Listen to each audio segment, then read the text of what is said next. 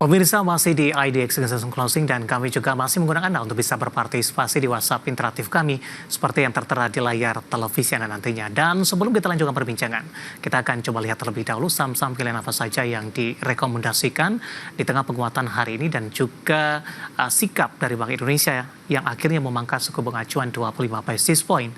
Langsung saja kita ke grafis saham pilihan pemirsa, 4 saham pilihan yang direkomendasikan dari saham-saham big cap dari infrastruktur ada Telkom direkomendasikan buy, supportnya di 2.700, resisten hingga ke 3.000. Perbankan big cap BBCA juga direkomendasikan buy 9.500 hingga ke 10.500. Kemudian BBRI direkomendasikan buy, supportnya di 4.200, resistennya hingga ke 4.500. Sementara BMRI juga direkomendasikan buy 5.350, resisten hingga ke 5.750. Ada Telkom, BBCA, BBRI, dan BMRI, dan lagi-lagi keputusan investasi tetap ada di tangan pemirsa IDX Channel.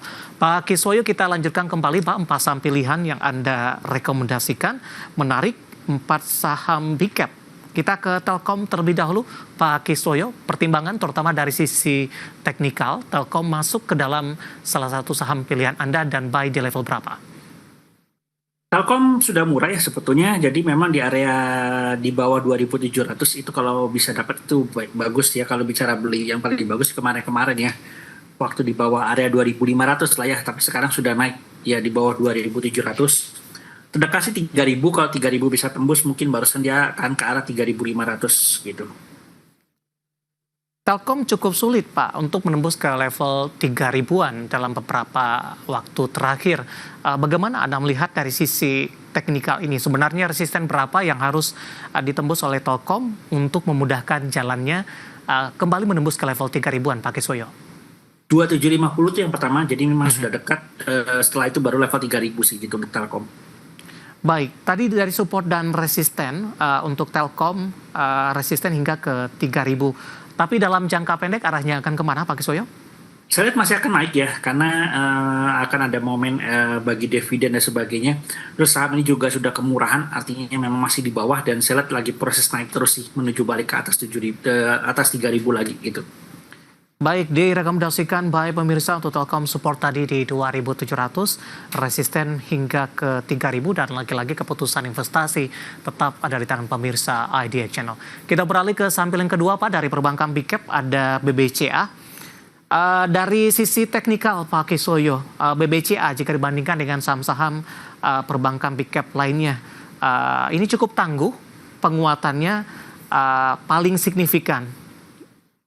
Ini dilihat ketika BBCA mencoba untuk menembus kembali ke arah level tertinggi yang pernah dicetak sebelumnya. Kemudian ketika indeks harga saham gabungan mengalami koreksi dalam, perbankan juga tertekan. BBCA juga koreksinya juga tidak terlalu signifikan jika dibandingkan dengan perbankan big cap lainnya. Pak Kiswoyo, analisis Anda untuk BBCA? Jadi memang BCA ini menarik karena saya selalu bilang nih BCA itu saham anti cut loss. Jadi dari tahun ke tahun dia akan selalu bikin new high baru lagi. High tahun kemarin itu adalah areanya sekitar 10.950. Jadi harusnya tahun ini mungkin dia akan bisa bikin new high di atas 11.000 rupiah. Nah, saya bilang di harga-harga di bawah 10.000 sebetulnya masih sangat menarik. Ya kalau menariknya kemarin level di bawah 9.000, area 8.500 sampai 9.000 mungkin di beberapa bulan lalu saya selalu bilang BCA itu menarik antara 8.500 sampai 9.000, base buy-nya sudah lewat. Ya sekarang udah naik sampai ke level 97, ya di bawah 10.000 masih menarik lah. Karena harusnya tahun ini dia akan bikin new high lagi mungkin di atas level 11.000 rupiah gitu untuk BCA. Apakah Anda revisi target kenaikan dari BBCA atas pencapaian sejauh ini? Karena sebelumnya juga beberapa lembaga global juga menaikkan target harga BBCA dari 10.400 hingga ke 11.300 Pak Kiswoyo? Sebetulnya saya dari tahun kemarin selalu bilang, karena tahun kemarin itu awal tahunnya, tahun kemarin kan high-nya 10.950. Yeah. Jadi ketika ada high tahun kemarin 10.950, awal tahun itu saya sudah bilang bahwa ini tahun ini pasti akan lebih tinggi daripada tahun kemarin, artinya di atas 11.000 gitu. Okay. Jadi dari awal saya selalu bilang, makanya waktu kemarin ada turun dalam crash sampai ke level di bawah 8.000, itu menarik banget gitu loh sebetulnya untuk dibeli, karena itu range-nya bisa sampai balik lagi ke harga high-nya 11.000 gitu. Baik. Resisten Anda tadi di 10.500, target terdekat terlebih dahulu arahnya akan kemana Pak? Peluang mungkin untuk ke 10.000-an kembali? Betul, jadi 10.000 lalu 10.500 lalu bikin new high di 11.000. Baik, penutupan hari ini di 9.700 menguat di 2,37%. Kita beralih ke saham pilihan yang ketiga, pemirsa. Masih dari perbankan big cap, BBRI juga direkomendasikan buy. Saya ulang kembali supportnya di 4.200, resistennya hingga ke 4.500. Analisis untuk BBRI, Pak Kiswoyo. BBRI sebetulnya yang terdekat 4.500 dulu ya. Kalau dia berhasil tembus 4.500, barusan dia akan balik ke 5.000 dan saya cukup optimis. Jadi memang laporan keuangan kuartal 1 dia menurun, tapi masih profitnya masih besar. Itu kan sebetulnya karena pencadangan. Dan harus diingat BRI itu memang selalu pencadangan kerugiannya selalu dilakukan di kuartal 1. Tapi jadi nanti kuartal 2, kuartal 3, kuartal 4 itu dia sudah aman, sudah bersih lah gitu lah. Jadi memang saya bilang ya ini sebetulnya nanti OTW ke arah 5.000 sih sebetulnya. Tapi yang terdekat ya 4.500 dulu baru ke 5.000 lah seperti itu. Intraday hari ini sempat ke 4.310 Pak Kiswoyo, penutupan penguatan terbatas ke 4.260 sebelum ke 4.500 resisten terdekat untuk BBRI. Kalau bicara terdekat ya 4.500 sih sebetulnya ya terdekatnya. Tapi kalau bicara bawahnya ya selama di atas, sebetulnya kalau bisa dapat beli di bawah 4.200 bagus sih. Karena kalau tembus 4.500 dia kencang ke arah 5.000 lagi. Baik, penutupan hari ini di 4.260 menguat di 1,19% untuk BBRI. Kita beralih ke saham pilihan selanjutnya, terakhir masih dari perbankan big cap untuk BMRI, juga direkomendasikan buy. Saya ulang kembali, supportnya di 5350, resistennya hingga ke 5750. Analisis untuk BMRI, Pak Kiswoyo.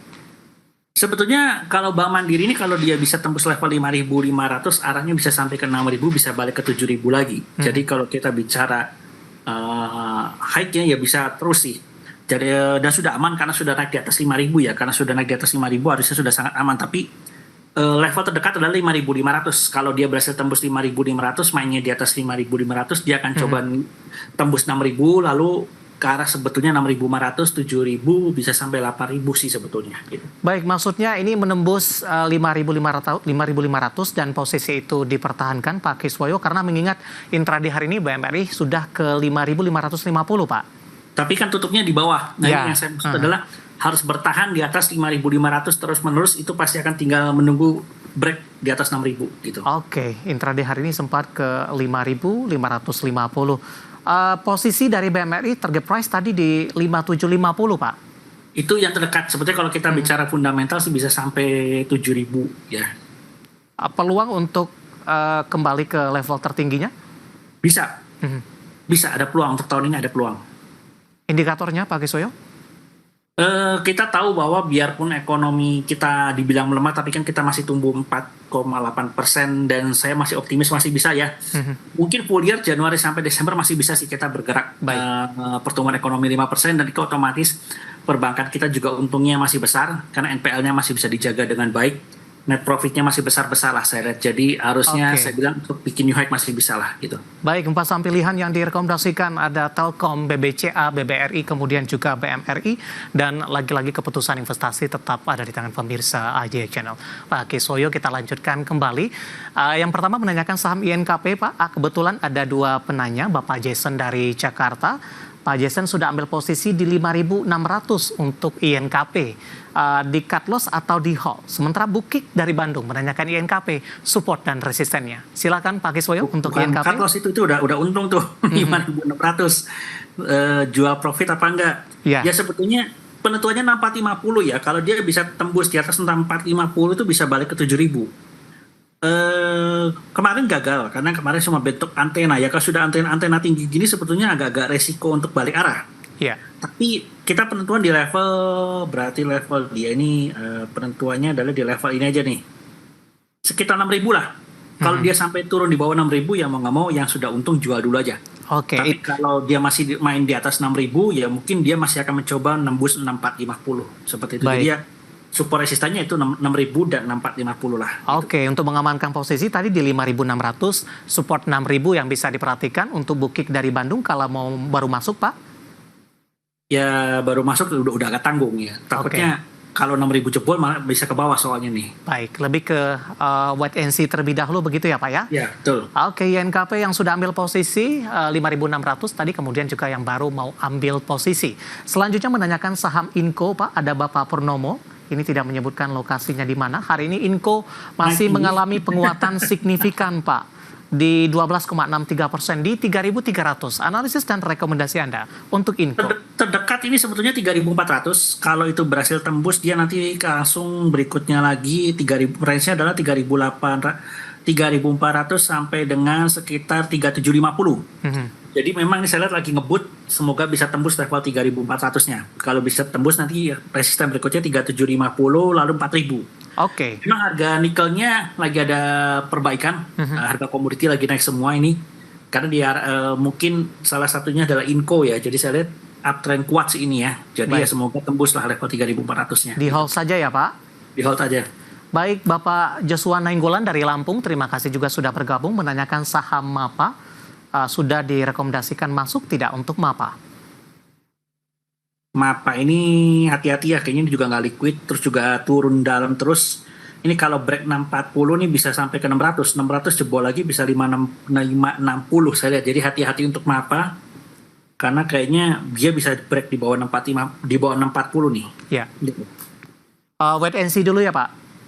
Ya sebetulnya kalau punya udah untung dijual dulu ya, karena ini trennya dalam turunnya. Kita ke Padang, Pak, Sumatera Barat. Ada Bapak Dedi, terima kasih juga sudah bergabung menanyakan saham Sido, Pak. Nyangkut di 535 untuk Sido. 535 berarti masih ya BP atau rugi tipis ya. Ya. Selama dia nggak turun di bawah 520 seharusnya aman. Ini bentuknya sih udah dekat support ya. Ya. Ya sebetulnya dia lagi mencoba menembus ke arah 540 sama 550 nih. Kalau bisa tembus 540, 550 arahnya bisa ke 600 lagi sih. Ya. Ya semoga dia nggak turun di bawah 520 lah. Kalau turun di bawah 520 ini bisa turun lagi ke 500 sih gitu. Oke. Nyangkut di 535 masih di hold ya, Pak? Dengan support yang Anda sebutkan tadi itu yang harus diwaspadai untuk Sido? Betul, betul. Baik, selanjutnya menanyakan saham cuan, Pak, dari Bapak Sihohtang dari Medan ini. Support dan resisten untuk cuan di tengah pembalikan arah yang terjadi hari ini, Pak Kiswoyo? Cuan itu kan sebetulnya kan ada isu soal dia mau stock split ya. Biasanya kalau ada isu stock split seperti ini sih harga sahamnya cenderung naik. Dia masih tutup gap. Jadi memang kemarin itu terbang tuh bawa gap loncat tinggi sehingga ada gap di bawah. Tapi di atas gapnya juga masih tinggi ya. Kalau saya lihat sebetulnya kecenderungannya semoga dia mengarahnya tutup gap ke atas ya. Karena kalau dia tutup gap ke bawah, di bawahnya lagi juga ada gap lagi. Di bawah 9.000 itu ada gap satu lagi.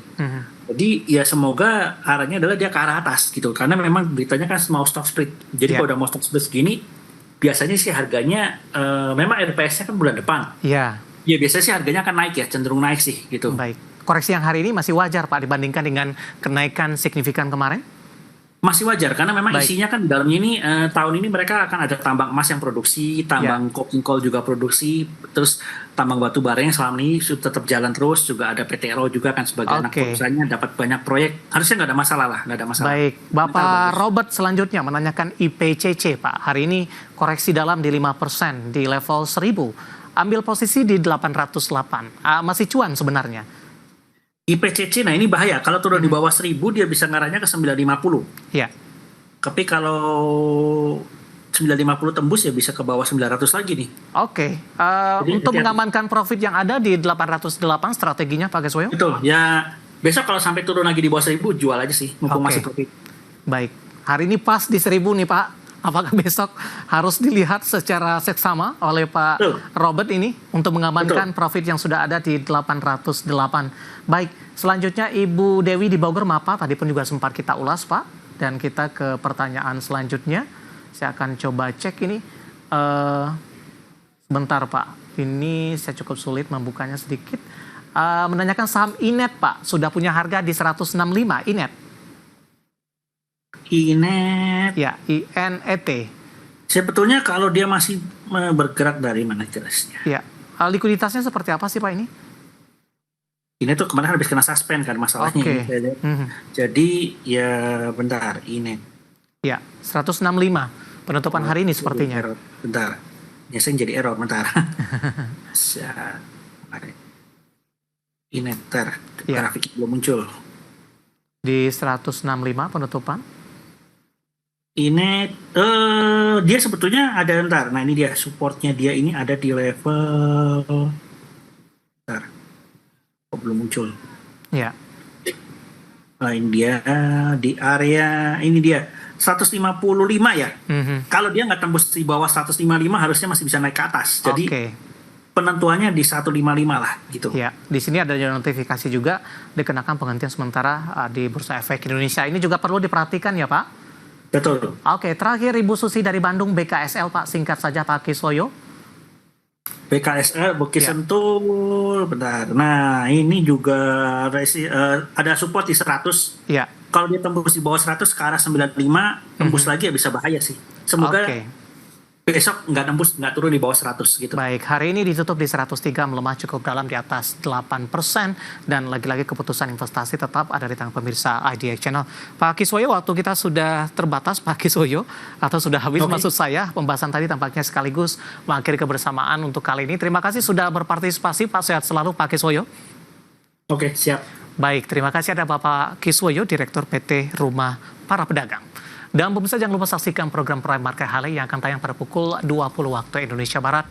Dan kami juga pertimbangan untuk Anda juga saksikan perbincangan spesial Community Gathering investasi di tengah dinamika ekonomi global di pukul 21 waktu Indonesia Barat di IDX Channel. Akhirnya saya Vincent Novel dan seluruh kerabat kerja yang bertugas mengucapkan terima kasih dan sampai berjumpa kembali.